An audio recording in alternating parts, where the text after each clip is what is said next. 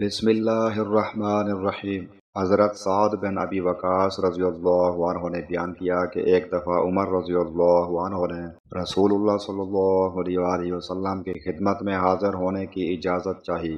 اس وقت چند قریشی عورتیں خود آپ کی بیویاں آپ کے پاس بیٹھیں آپ سے گفتگو کر رہی تھیں اور آپ سے خرچ میں بڑھانے کا سوال کر رہی تھیں، خوب آواز بلند کر کے، لیکن جو ہی حضرت عمر رضی اللہ عنہ نے اجازت چاہی وہ خواتین جلدی سے پردے کے پیچھے چلی گئیں۔ پھر رسول اللہ صلی اللہ علیہ وآلہ وسلم نے انہیں اجازت دی۔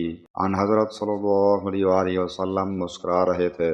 عمر رضی اللہ عنہ نے کہا، اللہ تعالی ہمیشہ آپ کو ہنساتا رکھے یا رسول اللہ۔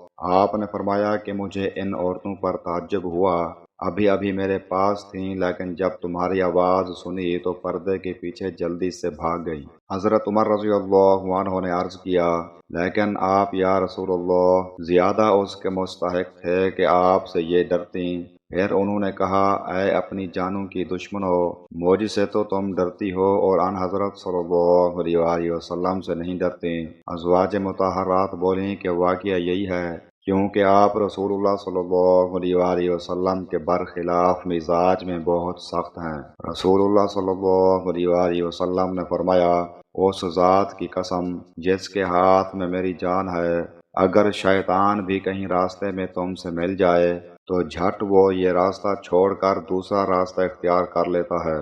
صحیح بخاری حدیث نمبر 3294۔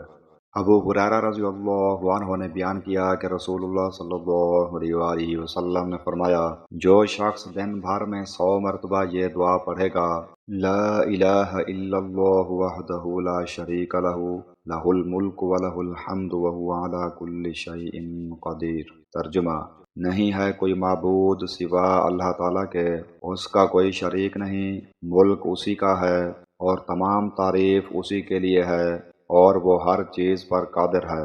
تو اسے 10 غلام آزاد کرنے کے برابر ثواب ملے گا، 100 نیکیاں اس کے نامہ اعمال میں لکھی جائیں گی اور 100 برائیاں اس سے مٹا دی جائیں گی۔